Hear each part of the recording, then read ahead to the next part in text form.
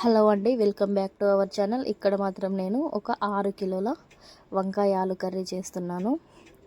అంటే ఇంటి దగ్గరలో చిన్న ఫంక్షన్ ఉండే, అయితే నేనే కర్రీ చేస్తున్నాను. ఇక్కడ మాత్రం అంటే హీట్ బాగా వస్తుంది కాబట్టి కలపడానికి మా అమ్మ సహాయం తీసుకున్నాను. ఇక ఇంత కర్రీ కాబట్టి బయటనే చేసిన. ఇక ముందుగా పెద్దది గంజు పెట్టుకున్నారు, చూస్తున్నారు కదా. దీంట్లో అంటే కేజీ కంటే కాస్తంత తక్కువగానే ఆయిల్ వేసుకున్నాను.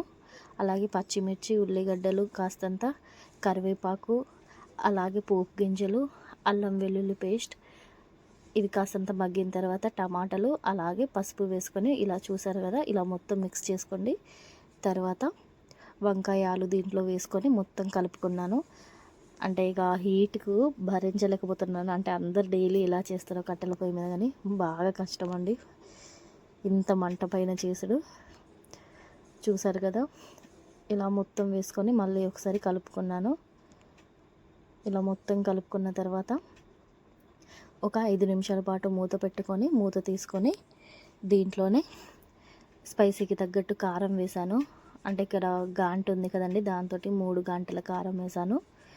తర్వాత మళ్ళీ కలిపి తగినన్ని, అంటే మరీ ఎక్కువ పోయొద్దు కదండి, ఇక ఫంక్షన్లో కదా కర్రీ. ఇలా వేసుకొని కొద్దిగా వాటర్ పోసి మూత పెట్టుకున్నాను. మూత పెట్టి తర్వాత మూత తీసుకొని తగినంత సాల్ట్, అలాగే ఇంకాస్తంత అల్లం వెల్లుల్లి పేస్ట్, దీంతోపాటు కొత్తిమీర వేసుకొని దింపేసాను. చాలా సింపుల్గా ఈజీగా చేశాను. కర్రీ టేస్ట్ మాత్రం చాలా బాగుంది. అంటే మీరు ఎప్పుడైనా ఇలా చేస్తే కనుక కామెంట్ చేయండి. అంటే ఇంటి దగ్గరలో కాబట్టి ఇక చేయమన్నారని చేసిన. టేస్ట్ మాత్రం బాగుంది.